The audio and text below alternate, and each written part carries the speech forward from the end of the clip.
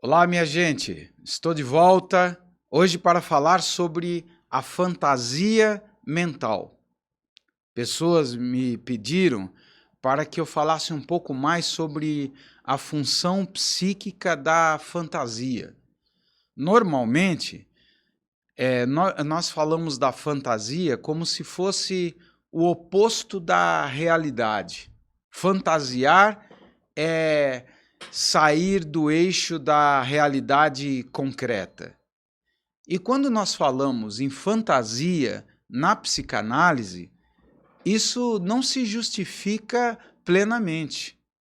Porque na psicanálise, o termo realidade não é apenas a realidade externa. A psicanálise trabalha com outro conceito de realidade.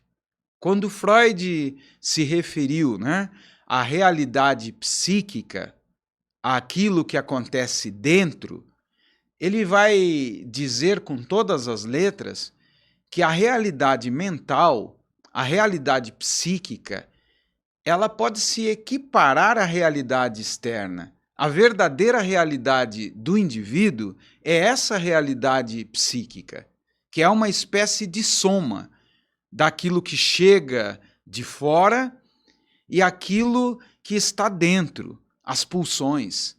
É isso que vai gerar o fantasiar, a capacidade de fantasiar.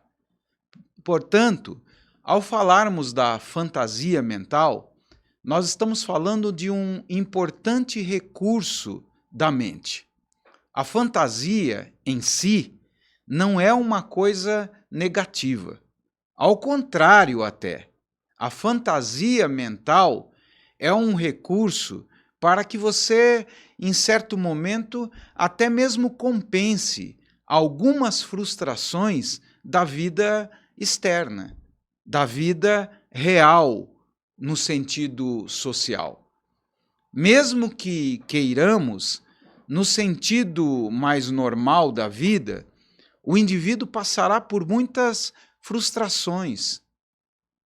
Entenderá com o tempo que a vida é marcada por certas privações. Freud chamou isso, de princípio da realidade. Esse princípio de realidade é um princípio que, com o tempo, triunfará no sentido da consciência.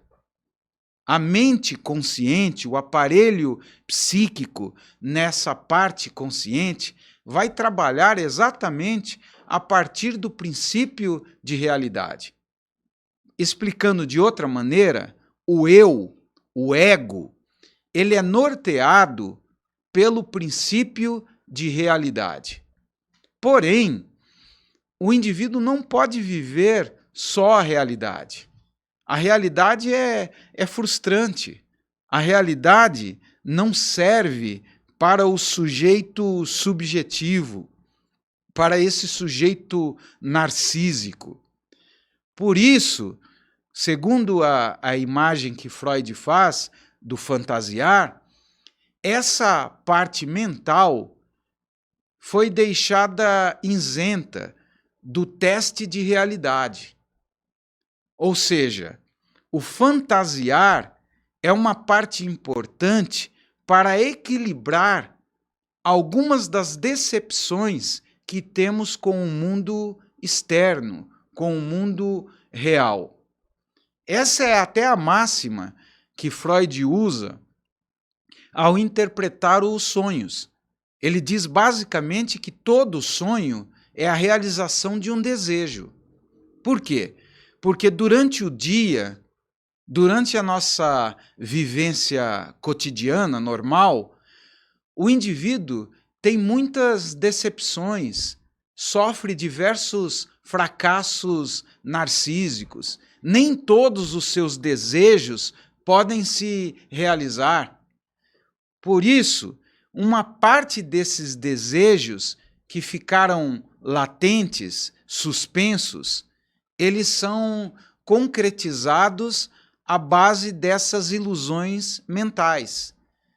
são usados aí os recursos mais profundos do sujeito. O indivíduo vai vivenciar imaginativamente aquilo que não pode vivenciar em sentido real. É fácil de entender isso quando nós pensamos na criança. Por que que a criança tem tanto prazer no brincar, na brincadeira? Porque a brincadeira, para ele, é uma coisa séria. Ele está brincando e está lidando com a sua ansiedade, está corrigindo o mundo, está superando os seus limites reais. O adulto não deixa de fazer esse uso também. É evidente que o adulto, por causa do desenvolvimento da consciência, ele conseguirá separar melhor o que é propriamente fantasia e o que é realidade. Mas mesmo o mais lógico dos seres humanos, ele terá a necessidade de fantasiar. É isso que faz com que a área artística tenha tanto valor na sociedade. Quando você entra num cinema e assiste um filme qualquer, deixa eu pegar um filme aí que se ajusta bem ao tema, um filme de super-heróis. Todo mundo sabe que aqueles super-heróis não existem no mundo real. Mas por que que nós precisamos dessas fantasias? Porque são fantasias compensatórias. Nós nos identificamos com aqueles personagens, como se aqueles personagens fossem os personagens que representassem uma parcela do nosso eu, representassem aquilo que não pôde ser vivido em sentido real. E eu usei aí a ideia do cinema, mas é só olhar para a antiga Grécia e você perceberá que os mitos gregos tinham também essa função. Eu falei do desejo de voar. O super-homem, o Superman moderno, né? Bem que é um desdobramento daquilo que já existia entre os gregos. Veja que o personagem Ícaro é aquele que recebe asas e consegue voar.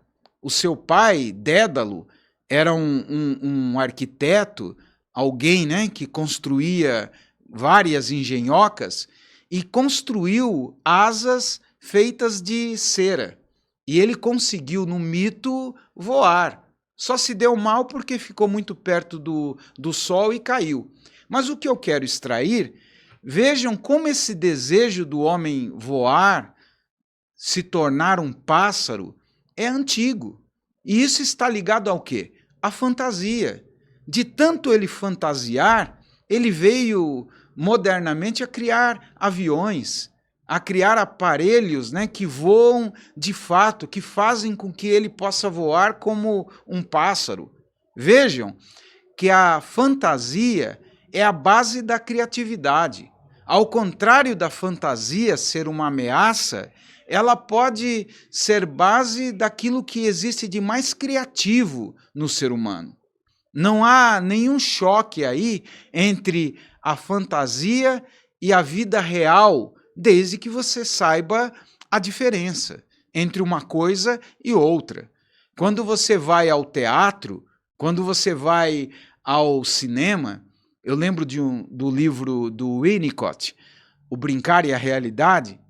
Ele diz em certo momento do livro, quando o indivíduo está diante, né, de um palco em um teatro e vê as cortinas se levantarem, ele sabe que passa de uma dimensão de pensamento para outro.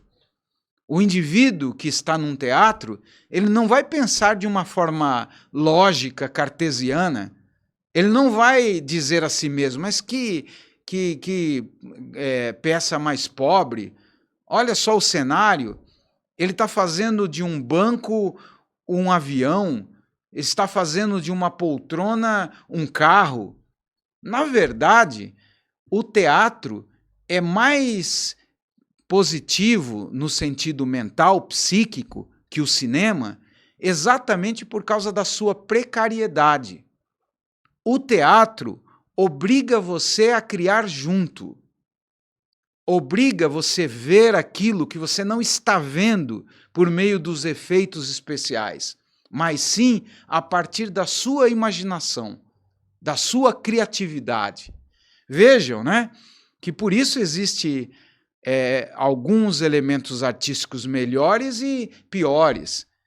Há alguns elementos artísticos que levam você a se tornar mais criativo, a exercitar a sua imaginação. Esse cinema, né, moderno, esse cinema de Hollywood, é um cinema que engessa a nossa imaginação, porque já vem tudo pronto. Você não tem nem liberdade para imaginar. Os efeitos especiais são tão fabulosos que você não tem nenhuma brecha para criar alguma coisa pela imaginação. E num sentido analítico, isso não é bom. O importante é a precariedade. A criança, desde cedo, ela se depara com a precariedade.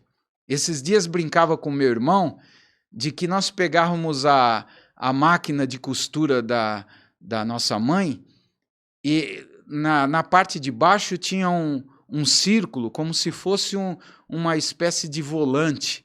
E nós transformarmos aquela parte de baixo ali em um ônibus, num carro. É como se estivéssemos dirigindo, né, um carro, um ônibus.